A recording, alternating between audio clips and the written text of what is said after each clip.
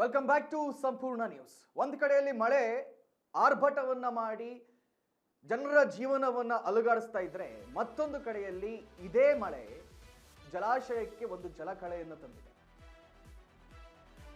ವಿಜಯಪುರದ ಆಲಮಟ್ಟಿ, ಸೊರಗಿ ಹೋಗಿದ್ದಂತಹ ಆಲಮಟ್ಟಿ ಜಲಾಶಯ ಇದೀಗ ನೀರಿನಿಂದ ತುಂಬುತ್ತಾ ಇದೆ.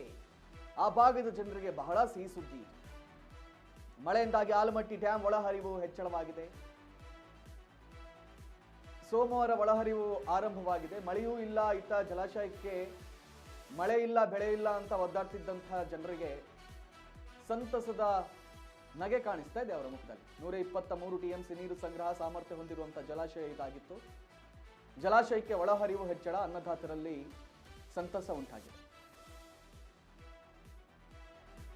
ವಿಜಯಪುರದಲ್ಲಿ ಮುಂದುವರೆದಿದೆ ಮುಂಗಾರು ಮಳೆ.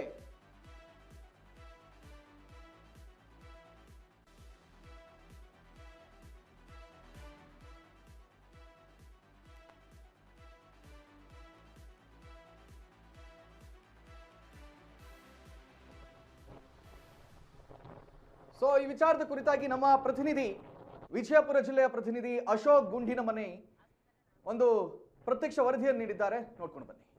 ಏನು ಲಾಲ್ ಬಹದ್ದೂರ್ ಶಾಸ್ತ್ರಿ ಅಣೆಕಟ್ಟಿನ ಒಂದು ಮೇಲ್ಭಾಗದಲ್ಲಿ ನಾವಿದ್ದೇವೆ. ಇಲ್ಲಿ ಹಲವಾರು ದಿನಗಳಿಂದ ರೈತರ ಒಂದು ಪಾಡಾಗಿತ್ತು, ರೈತರ ಒಂದು ಗೋಳಾಗಿತ್ತು.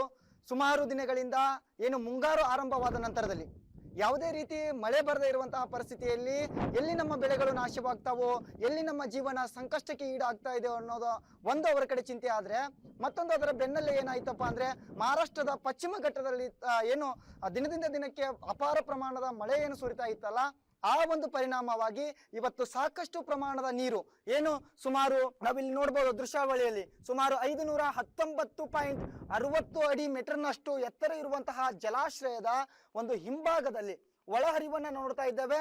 ಸುಮಾರು ಏನು 123.0.81 ಒಂದು ಏನು TMC ನೀರೇನಿದೆ ಅಲ್ಲ, ಈಗಾಗಲೇ ಸಂಗ್ರಹವಾಗಿರುವಂತಹ ದೃಶ್ಯಾವಳಿಯನ್ನ ನಾವು ಇಲ್ಲಿ ನೋಡ್ತಾ ಇರುವಂತದ್ದು.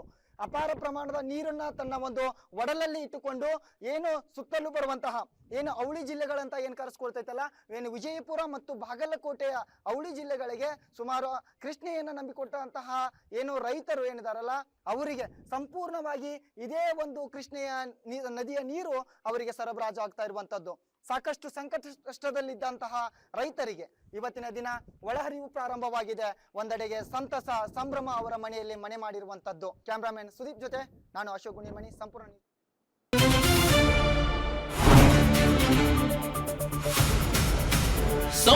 News 24x7. ಇದು ನೊಂದವರ ಧ್ವನಿ.